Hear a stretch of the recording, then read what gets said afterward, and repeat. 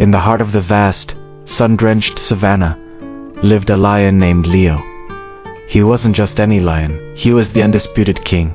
His roar a thunderous proclamation of his power, echoing for miles and making every creature tremble. Leo was immensely proud of his strength, his magnificent mane, and the fear he inspired. He believed his authority was absolute, and that the entire savanna should bend to his will. His days were spent patrolling his territory, his golden eyes scanning the horizon, ensuring everything was in its proper place, under his silent, watchful rule. He cherished quiet. To him, silence was a sign of respect, a testament to his dominance. The scurrying of mice, the chattering of monkeys, the rustling of leaves all.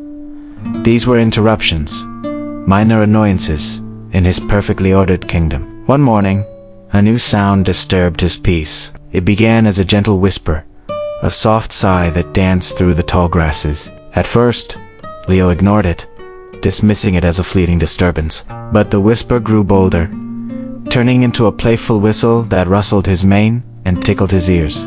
This was the wind, a traveler with no master, a spirit of the open plains. It swirled around Leo, tugging at his fur, its voice a constant, murmuring presence. Leo's brow furrowed in annoyance. He let out a low growl, a warning for the unseen nuisance to cease its chatter. But the wind, unbothered, simply laughed, its voice swirling faster, kicking up little dust devils at his paws.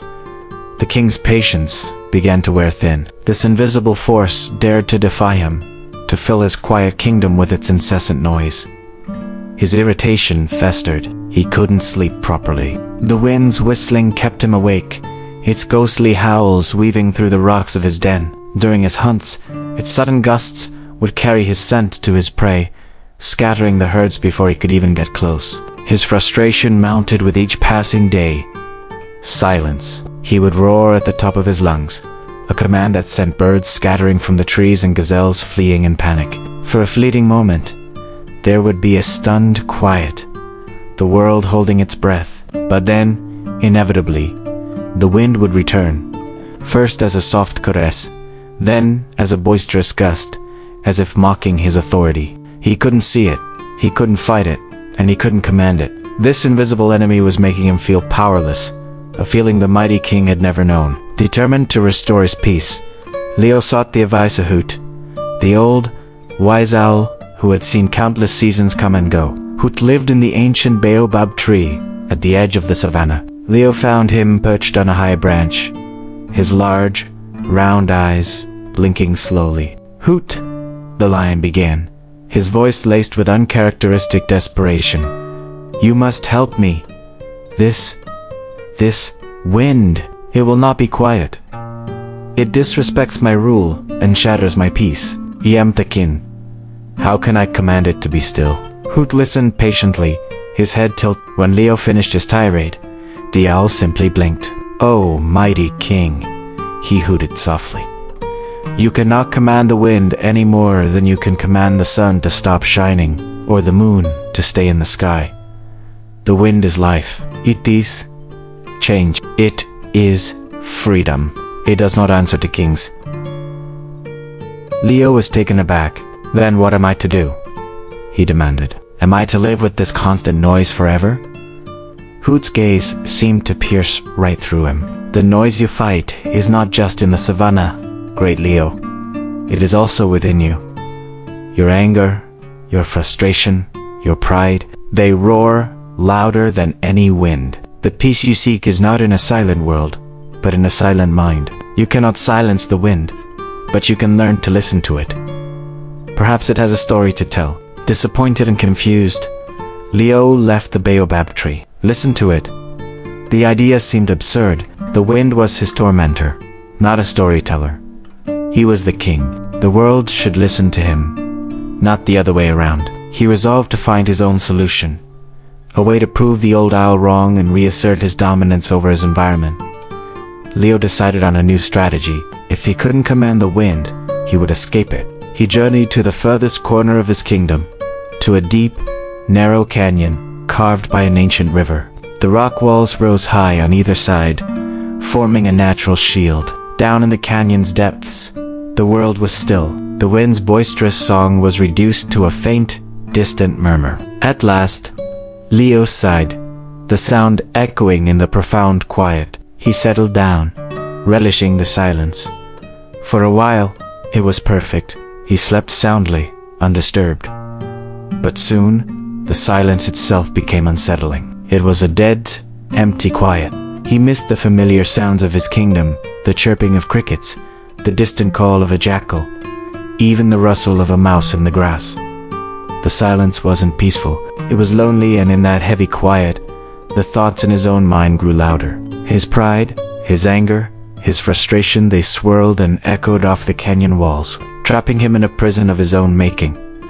The noise was still there, only now it was entirely inside him. Defeated, Leo left the canyon and returned to the open savanna. The wind greeted him immediately, whipping his mane about his face, as if in a joyful reunion. He was about to let out an angry roar, but then he remembered Hoot's words, learned to listen to it. Exhausted from his internal battle, he decided, for the first time, to try it. He closed his eyes, not in frustration, but in concentration. He lay down in the tall grass and simply listened. He focused on the sound of the wind, not as a nuisance, but as just a sound. He heard its journey. He heard it whisper secrets from the distant mountains, carrying the scent of pine and snow. He heard it whistle through the acacia thorns, a melody played on 1,000 tiny flutes. He heard it hum across the plains, a low, ancient song that spoke of endless skies and boundless freedom. As he listened, something incredible happened. The wind's voice began to blend with the other sounds of the savanna. It became the backdrop to the buzz of the bees, the rhythm for the swaying grasses, the carrier of the scent of rain on dry earth. It wasn't noise anymore. It was the savanna's heartbeat, a vital part of the world he ruled. And as he accepted the sound of the wind, the roaring in his own mind began to quiet down. His anger at being defied, his frustration at his powerlessness, they softened, carried away on the very currents he had fought so hard against. He realized Hoot was right. The problem wasn't the wind. The problem was his own resistance to it. His desperate need for control had been the source of his turmoil. Leo opened his eyes. The savanna looked different, more vibrant, more alive. The wind danced around him, but it no longer felt like an attack. It felt like a companion. He let out a roar, but it wasn't a roar of anger or dominance. It was a roar of acceptance, a powerful, joyous sound that harmonized with the wind's song, rolling across the plains not as a threat, but as a greeting. From that day on, Leo was a different kind of king. He was still strong and powerful, but his strength was now tempered with wisdom. He learned that true power wasn't about controlling everything around him, but about finding peace within himself. He would often be seen lying in the sun, eyes closed, a gentle smile on his face, listening as his old friend, the wind, whispered the timeless stories of the world into his ears. He had discovered that peace was not the absence of noise, but the ability to find the music in it. The greatest kingdom he had to rule was the one within his own heart. Thanks for watching. If this story resonated with you, don't forget to like, subscribe, and share it with someone who might need to hear it. See you in the next video.